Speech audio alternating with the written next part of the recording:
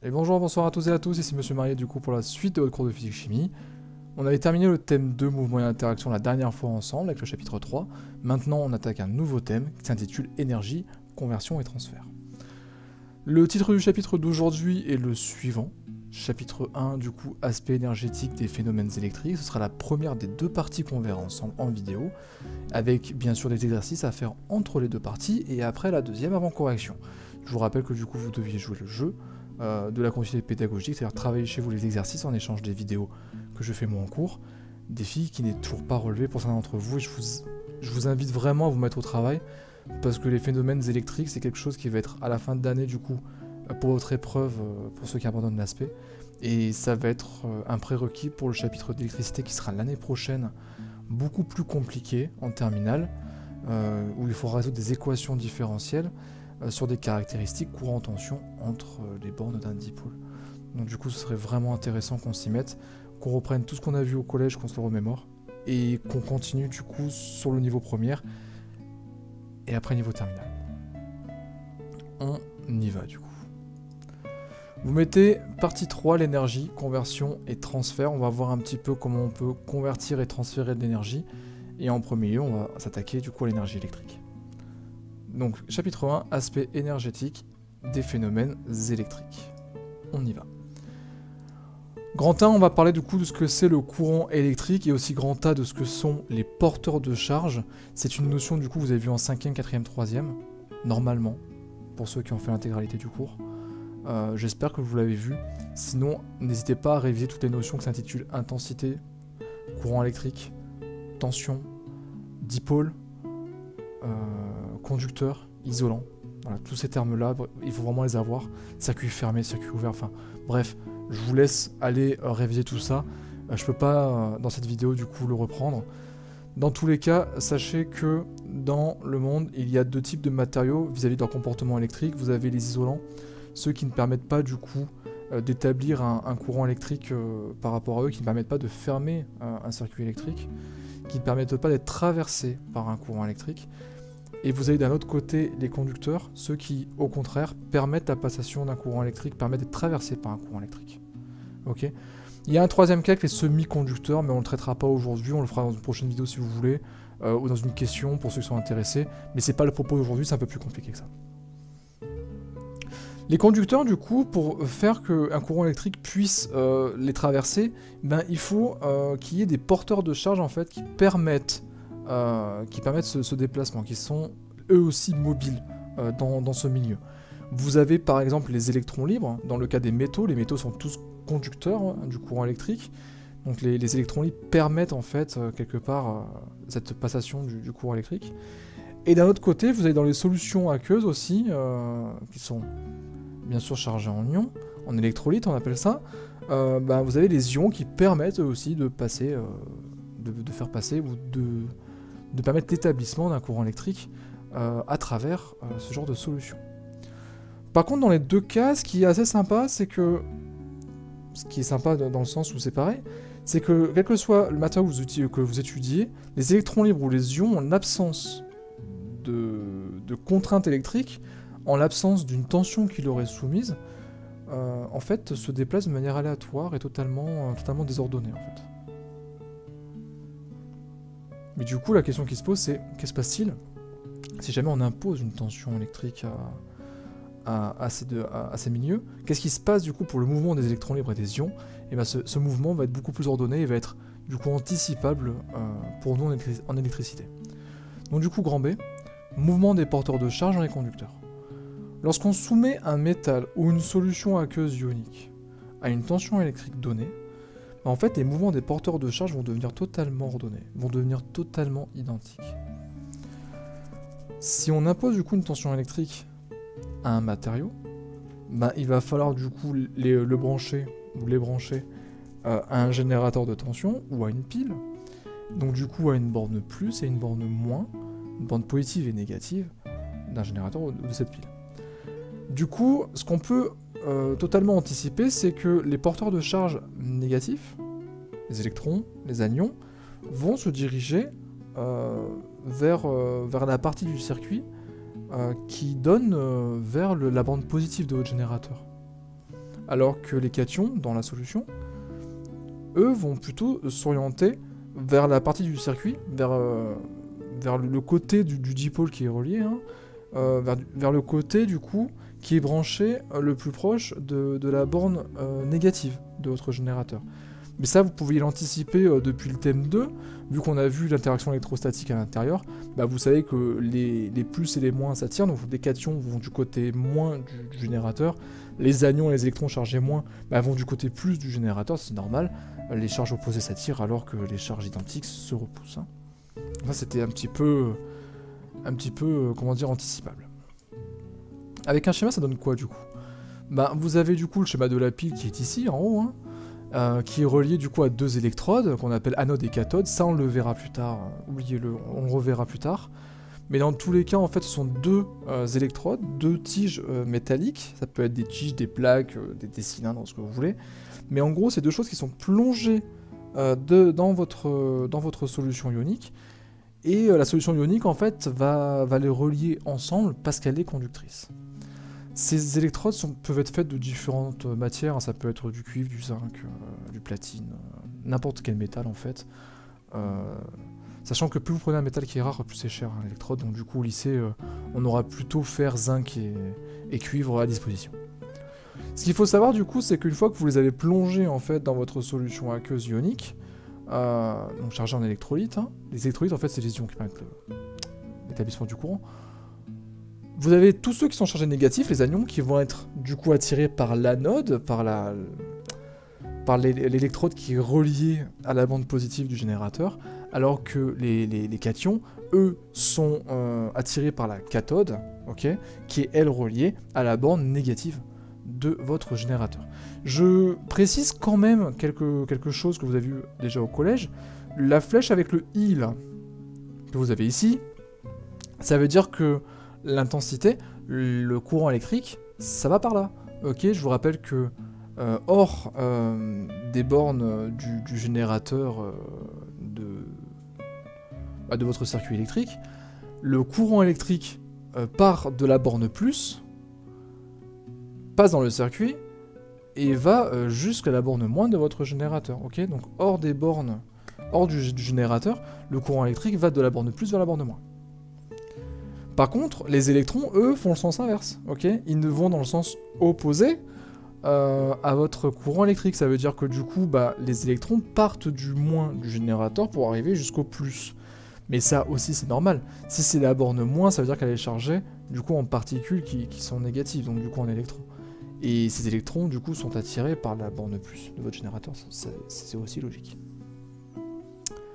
Grand C, débit de charge, maintenant qu'on a défini ce que c'était un porteur de charge et comment il se déplaçait, maintenant on peut dire ce que c'est un courant électrique. Ce qui va être pas mal en fait pour l'électricité, c'est qu'on va pouvoir faire pas mal de fois l'analogie avec ce qui se passe dans le milieu hydraulique.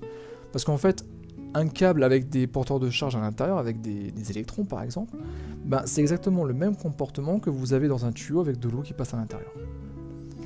Donc du coup, un débit de charge, c'est comme un débit d'eau, vous ouvrez le robinet à la maison, si vous l'ouvrez un tout petit peu, il n'y a pas beaucoup d'eau qui tombe, donc le débit est faible, ok, il y a peu d'eau qui tombe de votre robinet, de la section de votre robinet, de la division de votre tuyau, qui s'appelle robinet, par seconde. Par contre, si vous ouvrez fort le robinet, vous permettez du coup à beaucoup d'eau de tomber par un même intervalle de temps, donc là en secondes par exemple, mais du coup, il y a beaucoup plus d'eau qui est tombée, le débit est beaucoup plus important, ok. Ça normalement, c'est intégré pour chacun d'entre vous. C'est un truc de la vie de tous les jours, vous avez tous. Et du coup, les débits de charge, c'est pareil. Imaginez en fait un câble électrique. Si on mettait un espèce de capteur quelque part invisible qui retient rien, là, par exemple ici, on imagine la section S en fait. C'est juste, c'est un endroit précis de votre câble en fait. Hein. Un endroit précis de votre câble, mais du coup, c'est la séquence entre votre cylindre et un plan, et ça fait du coup un disque. Et imaginons que à travers ce disque du coup, il y a des électrons qui traversent. Et en fait, le débit de charge, c'est le nombre de particules chargées, le nombre de porteurs de charge qui vont traverser cette section imaginaire par seconde. C'est tout simplement ça. Si vous avez un fort débit, par seconde, il y a beaucoup de porteurs de charge qui vont passer à travers cette section. Alors qu'avec un débit faible, au contraire, soit il va falloir attendre beaucoup de temps pour avoir la même quantité de charge qui est passée à travers la section, Ou alors, si on laisse le même temps, il y a peu de charges qui vont passer à travers la section. Du coup, ça se traduit directement par une relation qui est très simple, c'est que l'intensité du courant électrique, qui est du coup, dont l'unité officielle est l'ampère, c'est toujours la même chose, il est défini comme le rapport entre la quantité de charge qui va passer à travers la section de votre câble, divisé par le temps que vous aurez choisi comme référence, quoi. Donc si vous avez beaucoup de temps, vous allez avoir beaucoup plus de Q vous aurez beaucoup plus de valeur pour Q, enfin bref, vous avez très bien compris. La relation, elle est ici, donc du coup, si vous avez beaucoup de charge pour une même unité de temps, I va augmenter, et si vous avez le même nombre de charges, mais il faut attendre beaucoup plus longtemps, I va diminuer. Ça, maintenant, il faut commencer à l'intégrer. Donc Q, c'est quoi? C'est la quantité de charge électrique qui passe à travers votre section S de votre câble. Ça, c'est en coulomb, j'ai oublié de le préciser, mais c'est en coulomb, c'est la même unité, le même grand C que vous avez derrière la constante qui s'appelle charge électrique élémentaire. Vous vous souvenez, petit e égale à 1,6.19 coulomb. C'est ce même coulomb, c'est pareil, c'est la même unité. Et delta T, du coup, c'est en secondes, ça c'est normal, donc du coup les ampères, c'est comme des coulombs par seconde. Ça, normalement, c'est bon. Pour ceux qui souhaitent s'entraîner sur grand C débit de charge, vous avez les exos de 13 à 18, page 172, du livre édition Nathan, bien sûr, vous pouvez les faire. De toute façon, je vais vous en donner 2 pour la prochaine fois, et vous aurez intérêt très sincèrement à les faire. Ça va vous permettre de comprendre beaucoup plus rapidement. De 1 à 12, c'est comme d'habitude les exos de cours, du B à bas, donc du coup si vous voulez les faire, bien sûr, faites-les, ça prend pas beaucoup de temps, mais c'est des applications très directes du cours, donc du coup essayez de ne pas avoir le cours à côté pour qu'il soit rentable. Grand 2, source réelle de tension et grand A, modélisation. En gros, qu'est-ce que c'est une source réelle de tension? Qu'est-ce que c'est une source idéale de tension, et surtout comment on les modélise, comment on les schématise. Alors, une source réelle de tension, en gros, on va pouvoir la distinguer avec une source idéale de tension par le fait que la source idéale de tension va délivrer une tension, U0, mais quelle que soit la valeur de l'intensité, en fait. Ça veut dire que si jamais je branche mon générateur de tension, ok, il est idéal. Si je lui demande 5 volts, quelle que soit l'intensité du courant électrique dans mon circuit, ce générateur va me filer 5 volts. Point barre. Ok? Mais seulement, ça marche pas comme ça dans la réalité. Une source réelle, en fait, de tension, va être un petit peu assujettie, en fait, à cette intensité qui va régner dans le circuit électrique, même à l'intérieur de votre générateur. Et donc, du coup, vous allez avoir un tout petit peu moins de tension que ce que vous devriez avoir. En gros, si le générateur, vous lui demandez 5 volts, par exemple, il se pourrait qu'il en file un tout petit peu moins, s'il n'y a pas de compensation à l'intérieur, bien sûr, s'il n'y a pas un système pour compenser cette perte, parce que vous avez ce qu'on appelle une résistance interne. Cette résistance interne, c'est tout dégagement, en fait, par effet Joule, c'est juste le fait que, en fait, chaque matériau, quand il est traversé par un courant, ce matériau va résister un petit peu, va s'opposer à l'établissement du courant, et va aussi un petit peu dissiper d'énergie par effet Joule. Donc du coup, ça s'en appelle la résistance, c'est tout simple. Voilà. La résistance, du coup, vous avez déjà vu ça avec un radiateur, par exemple. Là, c'est une grosse résistance, c'est un truc qui s'oppose beaucoup à l'établissement du courant, et donc du coup, qui dissipe beaucoup de chaleur, et c'est d'ailleurs son rôle. Donc la tension de la source idéale correspond à ce qu'on appelle la tension à vide de la source réelle lorsqu'elle ne délivre aucun courant. En gros, lorsqu'aucun récepteur n'est branché à ces bandes. Si vous mettez juste un câble qui va du plus vers le moins, ne faites jamais ça chez vous, ça s'appelle un court-circuit. Vous allez faire chauffer beaucoup votre générateur, votre pile, et ça pourrait être dangereux, donc ne faites jamais ça. Mais imaginons qu'on le fasse. En fait, la tension que va délivrer votre générateur, s'il n'y a pas de résistance interne, vu que c'est une source idéale, en fait, la tension va rester totalement constante, et égale à celle que vous avez demandé à la base. Le problème, c'est qu'il existe cette résistance interne dans le générateur. Donc du coup, l'existence d'une résistance interne a des conséquences sur le fonctionnement de la source réelle, et notamment si la source doit fournir un courant électrique qui est important. Si vous avez un fort I, en fait, votre résistance interne va faire perdre pas mal de tension à ce que normalement doit générer votre générateur. En gros, votre générateur, il faut prendre ça en tête. Votre générateur, au départ, si vous lui demandez 5 volts, il va vous délivrer 5 volts. Mais par contre, la résistance interne va faire diminuer cette tension. Vous savez que U, c'est égal à RI. Hein, et bien votre U réel, celui que vous allez mesurer partout dans le circuit électrique, ça va être U0, la tension que normalement devrait fournir le générateur de manière idéale, moins RI, qui est la résistance interne fois l'intensité du courant. Donc du coup, plus vous augmentez votre I, et bien plus le facteur R fois I va être important, et donc du coup U0 moins RI, ben plus vous allez mesurer un U réel qui va être faible. Et c'est pour ça en fait qu'on essaye de minimiser un maximum la résistance interne d'un générateur, d'une source de tension réelle. Et si vous arrivez du coup à faire que cette résistance interne n'existe pas, ben, quel que soit I, U est égal à U0 et vous avez une source réelle, enfin une source idéale de tension. Voilà pourquoi le mot idéal, parce que ce serait vraiment idéal dans un circuit électrique d'avoir une résistance interne négative.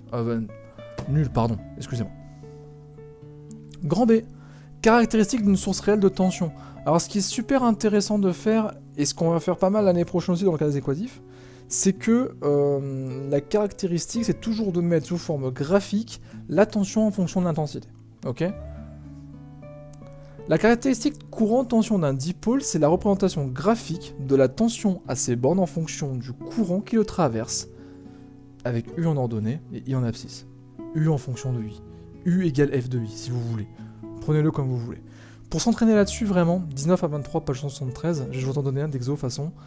Vous vous souvenez du schéma qu'on avait vu tout à l'heure ensemble, ok ? Bah, la partie droite, on s'y attaque vraiment maintenant. Donc E, c'est l'autre appellation de ce qu'on appelle la tension à vide. Donc c'est vraiment la tension idéale de votre générateur idéal de tension, ok ? C'est le U que vous devriez avoir en fait s'il n'y avait pas d'intensité ou s'il n'y avait pas de résistance. C'est le U0. Et bien plus vous allez augmenter I en fait, et plus du coup cette droite va décroître, parce que plus vous augmentez I fois R, plus le coefficient RI, pardon, plus le facteur RI va être important, et U0 moins RI, plus RI est important, et plus le U va diminuer. Donc ça c'est normal, ok ? Totalement normal.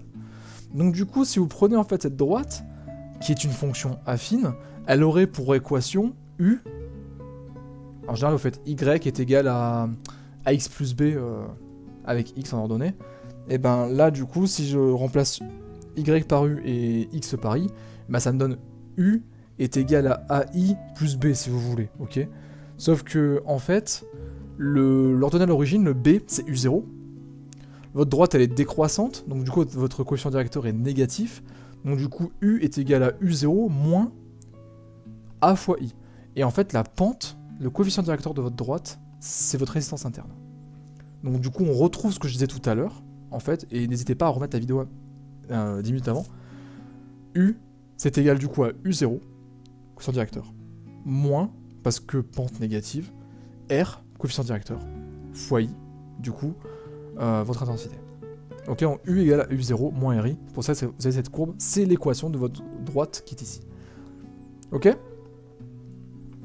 Une fois que vous avez tracé la caractéristique, en fait, vous avez toujours cette relation qui apparaît pour un générateur réel de tension, et c'est ce que vous aurez du coup dans les exercices que vous devrez travailler à la maison.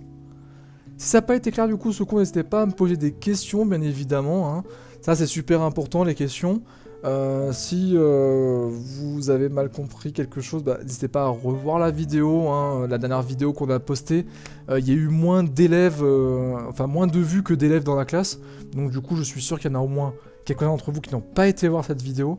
Je vous rappelle que c'est très important pour votre continuité pédagogique et votre régularité de travailler régulièrement.